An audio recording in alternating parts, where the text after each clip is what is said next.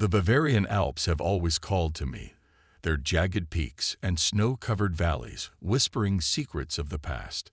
It was the allure of these secrets that drew me here in the first place, with stories of a hidden fortress from the dark days of World War II, nestled somewhere within the unforgiving landscape.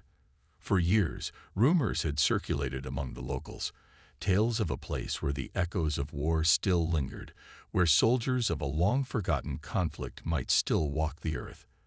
As an archaeologist, such stories were like a siren song, pulling me away from the comforts of modern civilization and into the wild unknown.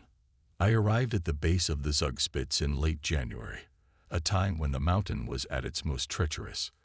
The snowstorm that greeted me as I stepped out of the train was relentless, the wind howling as if it sought to drive me back to the warmth and safety I was leaving behind. But the storm only fueled my determination. I wasn't alone on this expedition. Leo Khalid, my trusted colleague and friend, had agreed to join me. He was a man of steady nerves, not easily swayed by superstition or fear, but even he couldn't hide the concern in his eyes as we loaded our gear onto the snowmobiles. "Mark, this weather is no joke," he said, his voice barely audible over the wind. "Are you sure this is worth the risk?" I didn't need to think twice. "We've come this far, Leo. If the stories are true, we could be on the brink of discovering something incredible. We can't turn back now." With that, we set off, our snowmobiles cutting through the drifts as we ascended toward the mountain's hidden depths. The journey was grueling. The snow was deep, the wind unrelenting, and the landscape a white, featureless expanse that made navigation nearly impossible. But after hours of battling the elements, we finally arrived at a small plateau, a flat, unassuming patch of snow that the locals had described as the entrance to our elusive fortress. We set up camp, our tents flapping violently in the wind as we huddled around a small gas stove, trying to ward off the cold. For 2 days, we scoured the area, but the fortress remained hidden, as elusive as the tales that surrounded it. I could feel Leo's patience wearing thin, but I wasn't ready to give up. On the third morning, the storm finally relented, giving us a brief window of clear skies. That's when I saw it, a faint outline beneath the snow, a patch of ground that looked just a little too smooth, too regular to be natural. I called Leo over, my heart pounding in my chest. We began to dig, our shovels slicing through the snow with a sense of urgency that belied the years of training we both had. After what felt like hours, our efforts were rewarded. Beneath the snow, we uncovered a steel panel, cold and unyielding, buried under decades of ice. It was a door, a hidden entrance into the mountain. My hands trembled as I brushed the snow from its surface, revealing the worn insignia of a long-defunct military unit. This was it. We had found the fortress. But even as I stood there, triumphant, a sliver of doubt crept into my mind. Gustav Muller, our chief digger, approached as we pried open the heavy door. He was a man of few words, his face hardened by years of labor, but the look he gave me was one of caution. "This place hasn't been touched in decades," he said, his voice low. "We should be careful. There's no telling what's inside." His words hung in the air as we descended into the darkness, the narrow tunnel swallowing us whole. The walls were damp, the air thick with the musty scent of decay. Our flashlights cut through the gloom, revealing rusted machinery and crumbling brickwork. The deeper we went, the colder it became, as if the mountain itself was trying to drive us out. But I couldn't turn back now. This was what I had come for. At the end of the tunnel, we found a small room, its walls lined with decayed wooden furniture. The bed, covered in a thick layer of dust, sagged under the weight of years. A dresser stood against one wall, its drawers half open, as if someone had left in a hurry. And on the nightstand, partially hidden beneath a rotting book, was a diary. My fingers brushed against the leather cover, and a shiver ran down my spine. The name on the first page was barely legible, but I could make it out, Conrad Vogel. I opened the diary carefully, the pages brittle with age. The first entries were mundane, detailing daily routines and weather reports. But as I read on, the tone shifted. Conrad wrote of life inside the bunker, of the isolation, and the growing tensions among the inhabitants. His words painted a picture of a society slowly unraveling, trapped in a time that refused to move forward. There was something deeply unsettling about the way he described the other residents, as if they were slipping away from reality, consumed by the darkness that surrounded them. That night, as the storm raged outside, I sat by the dim light of a lantern, reading the words of a man who had been dead for decades. I could feel the weight of history pressing down on me, the air thick with the ghosts of the past. Leo was already asleep, but I couldn't rest. The fortress had begun to reveal its secrets, and I knew there was no turning back. I was in too deep, both literally and figuratively. The darkness of the bunker had wrapped itself around me, and I was determined to uncover every hidden corner, no matter what horrors might await. The discovery of the diary was only the beginning, a small piece of a much larger puzzle.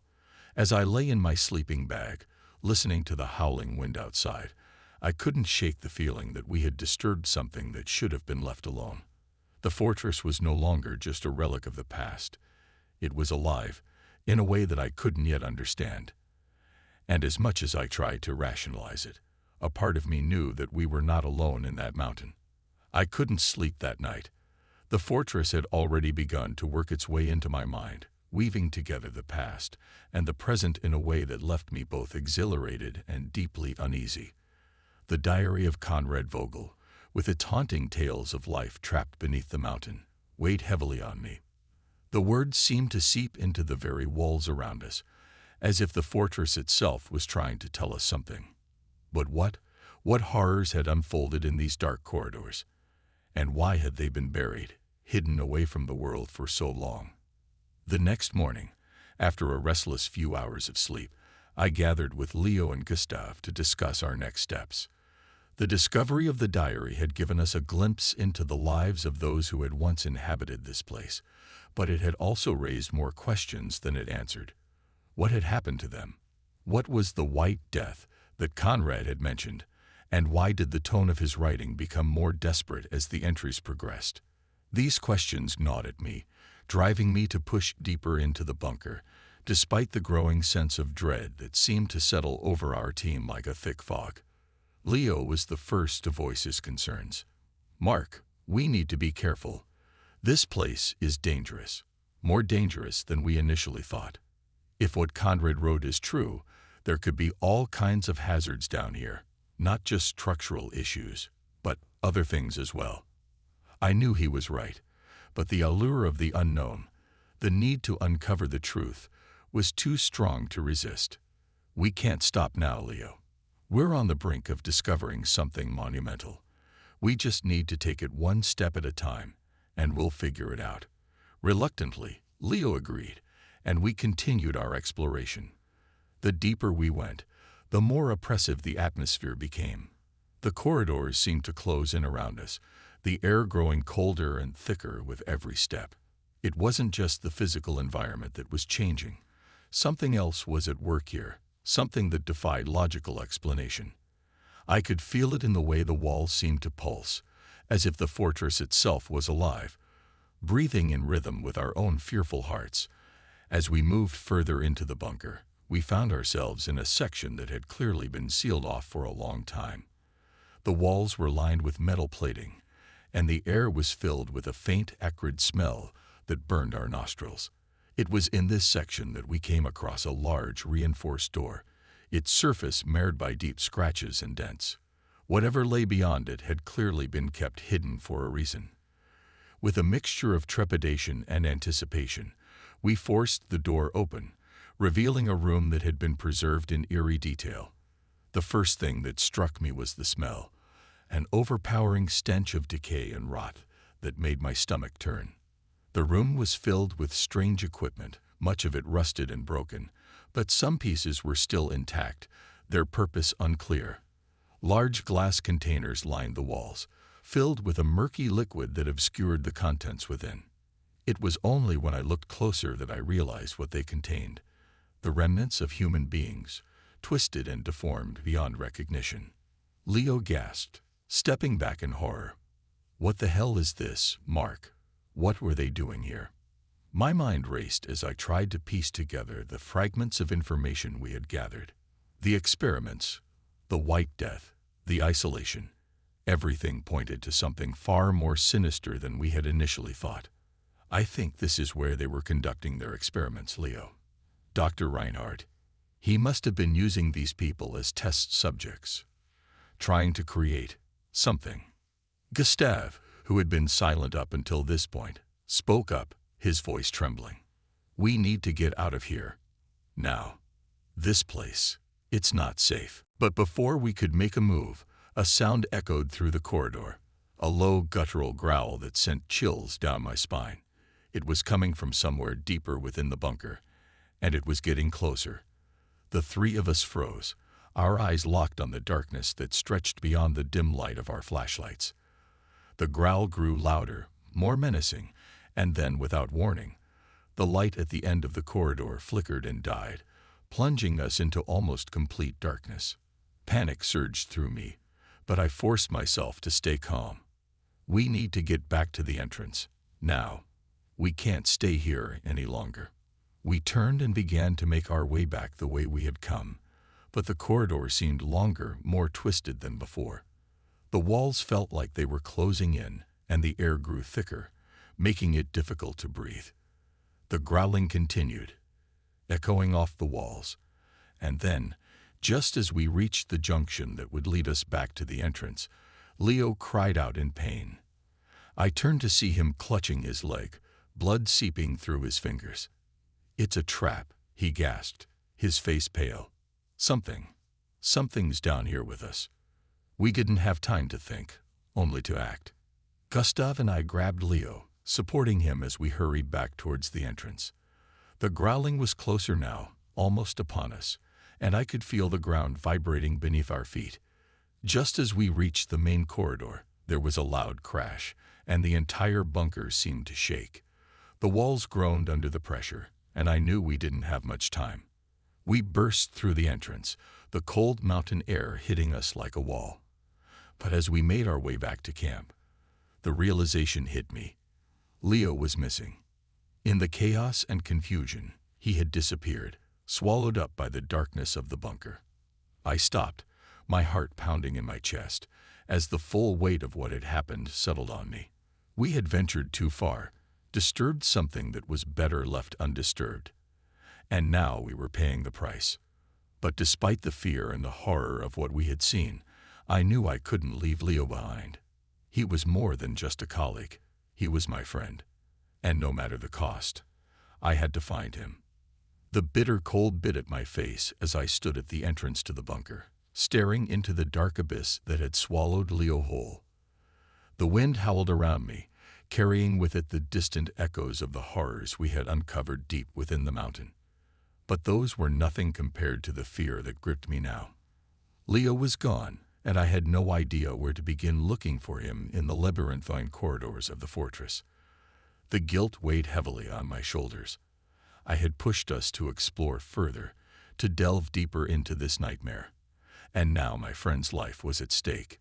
Gustave's voice snapped me back to reality. "Mark, we need to find him, but we can't just rush back in there blindly. That thing, whatever it was, it's still down there. We need a plan." He was right, of course. Charging in without a strategy would only get us killed. But every second that passed felt like a lifetime.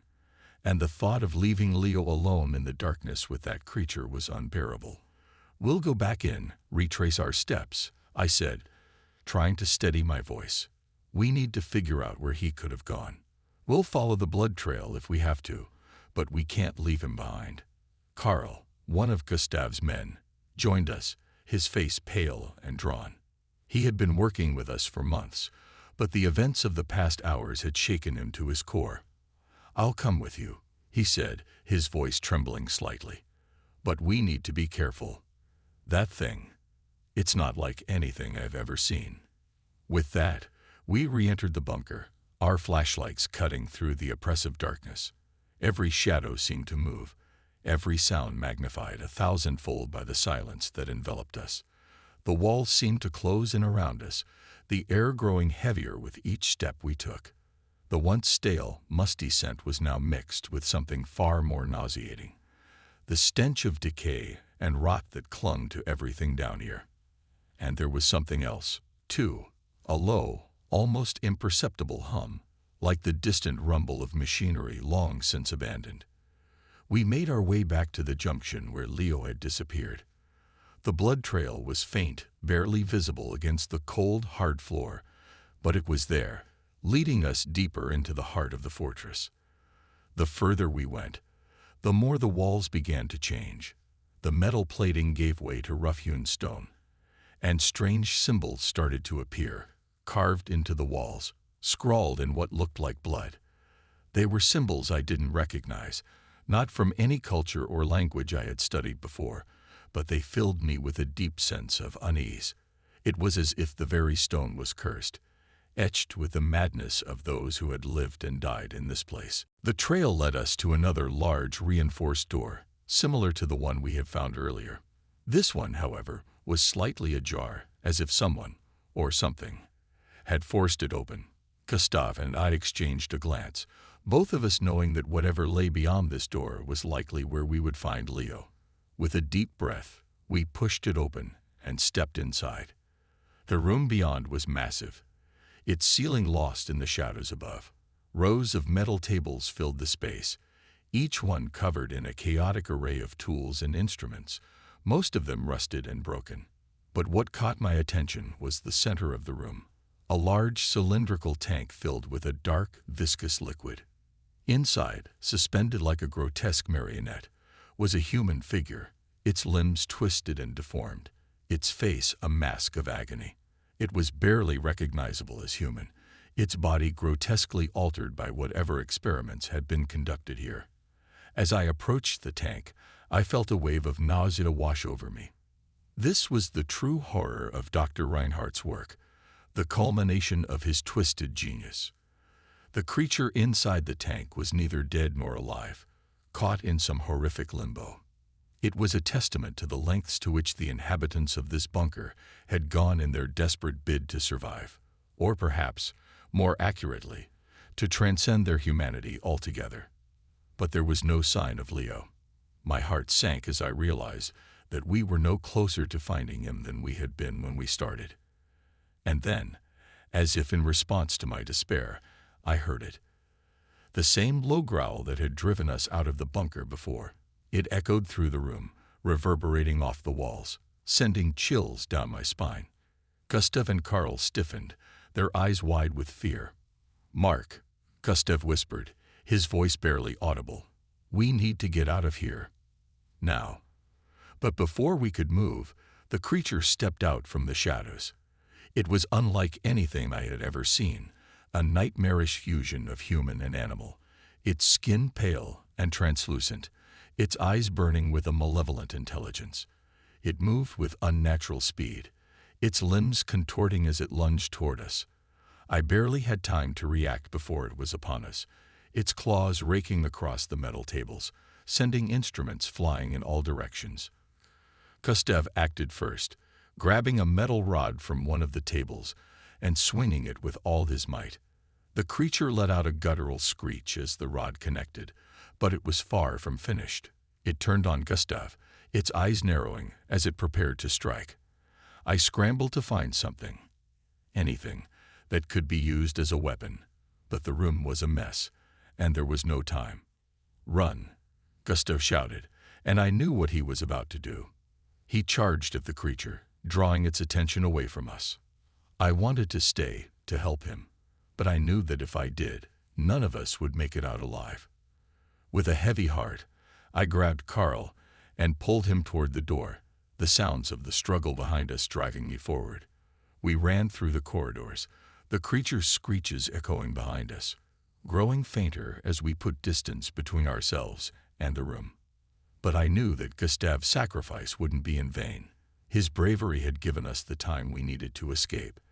By the time we reached the entrance, I was exhausted, my body trembling with a mixture of fear and adrenaline. We burst out into the cold night air, collapsing onto the snow, gasping for breath. The fortress loomed behind us, silent and foreboding, as if mocking our escape. But there was no time to rest. Leo was still missing, and now Gustav was gone too. As I sat there, trying to catch my breath, a new determination took hold of me. I wasn't going to leave this place until I found Leo and uncovered the full extent of the horrors hidden within these walls. I had to finish what we started, no matter the cost. The icy wind lashed against my face as Carl and I lay sprawled in the snow outside the bunker. My breath came in ragged gasps, each inhalation painful as the frigid air seared my lungs. Gustav's sacrifice weighed heavily on my mind, a bitter reminder of the cost of our exploration. But there was no time for grief. Not yet. The fortress behind us was a tomb of horrors, but somewhere within its cold, dark heart, Leo was still lost, and I couldn't abandon him. I forced myself to my feet, ignoring the burning in my muscles. Carl looked up at me, his eyes wide with fear and exhaustion. "We can't go back in there, Mark," he said, his voice trembling. "That thing, it's too dangerous. We barely made it out alive." He was right. The creature we had encountered was like nothing I had ever seen, a twisted remnant of Dr. Reinhardt's bile experiments. But I couldn't leave Leo to face it alone. "I have to find him," I replied, my voice resolute. "I can't leave him behind, Carl. We've come too far." Carl shook his head, fear and frustration etched into his features. "Mark, it's suicide. Gustav, he gave his life so we could get out. We need to honor that by surviving, not by going back in there." I understood his fear, and a part of me shared it. But the bond I had with Leo, forged through years of working side by side in some of the most dangerous places on Earth, was too strong to break. I couldn't let go, not when there was still a chance, however slim, of saving him. "I won't force you to come with me, Carl," I said, placing a hand on his shoulder. "But I have to go. If there's any chance that Leo is still alive, I have to try." Carl looked down at the snow, his shoulders slumping in defeat. "You're a stubborn man, Mark," he muttered, but there was a hint of reluctant admiration in his voice. After a long pause, he nodded. "I'll go with you. But we need to be smart about this. We'll take more gear, anything that can help us against whatever that thing is." With that, we returned to the camp and gathered what we could. More flashlights, extra batteries, rope, and the few remaining flares we had left. Every step felt like a march toward doom, but my determination to find Leo kept me going. We had come too far to turn back now. The fortress, with its cold stone walls and dark secrets, loomed ahead, a silent sentinel guarding the horrors within. We were going back into the depths of hell, but this time, we were prepared, or so I told myself. The moment we stepped back inside the bunker, the oppressive atmosphere closed in around us like a shroud. The air was thick with the stench of decay, and the strange, humming vibration that had unnerved us before seemed even stronger now. It was as if the very walls were alive, pulsing with the tortured energy of the experiments that had been conducted here. The thought made my skin crawl, but I forced myself to focus. Leo was somewhere in here, and I wasn't leaving without him. We moved cautiously through the corridors, our flashlights illuminating the twisted, decrepit remains of the once advanced facility. Every sound echoed ominously, heightening our senses as we pressed on. The blood trail that had led us to the last room was gone now, faded into the darkness, but I followed my instincts, trusting the bond that had connected Leo and me for so many years. As we descended further into the bunker, we stumbled upon a hidden chamber, its entrance obscured by debris and time. The door was heavy, rusted, and it took both of us to force it open. Inside, the air was colder, the darkness more complete. The room was filled with old equipment, and in the center stood a massive, reinforced tank, similar to the one we had seen before, but this one was different. It was empty, the glass shattered, and the restraints inside broken. Whatever had been contained within had escaped long ago, and the thought of it wandering these halls filled me with a deep sense of foreboding. It was then that we heard it, a faint sound, almost imperceptible at first, but growing louder as we strained to listen. It was a voice, weak and barely audible, but unmistakably human. My heart leaped into my throat as I realized it was Leo. I rushed toward the sound, Carl close behind me, and found him in the corner of the room, slumped against the wall. He was alive, but barely. His face was pale, his skin clammy, and his leg was a bloody mess, but he was alive. "Leo," I cried out, dropping to my knees beside him. "Thank God. I thought you were gone." He looked up at me, his eyes glazed with pain, but a faint smile crossed his lips. "Took you long enough," he whispered, his voice weak. "I thought I was done for." "We're getting you out of here," I said, my voice choked with relief. "Carl, help me get him up. We need to move. Now." Carl and I lifted Leo, supporting him between us as we made our way back to the entrance. The journey was agonizingly slow, every step a struggle as we fought against the weight of our exhaustion and the lingering fear that the creature could return at any moment. But with each step, we drew closer to the surface, closer to safety. The moment we emerged from the bunker, the cold air hit us like a blessing. The storm had passed, and the sky was clear, the stars shining brightly above us. But there was no time to admire the view. We had to get Leo to safety, and fast. We made our way back to the camp, where we could finally tend to Leo's wounds and gather our thoughts. As I sat beside the fire, watching the flames dance and listening to the crackle of the wood, the weight of everything we had been through began to settle in. Gustav was gone, sacrificed to save us. The creature, a monstrous creation of Dr. Reinhardt's twisted mind, was still somewhere in that cursed fortress. And the secrets we had uncovered, the horrors that had been hidden away for decades, would haunt me for the rest of my days. But there was no time for rest.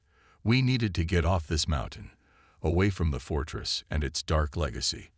And as much as I wanted to believe that the nightmare was over, a part of me knew that it was just beginning. The diary of Hans Vogel, tucked away in my pack, held more secrets, more horrors that I had yet to fully comprehend. And Leo's condition, it worried me. His wounds were not just physical. There was something deeper, something I couldn't quite put into words, gnawing away at him. As we prepared to leave, I couldn't shake the feeling that the fortress had not yet released its grip on us.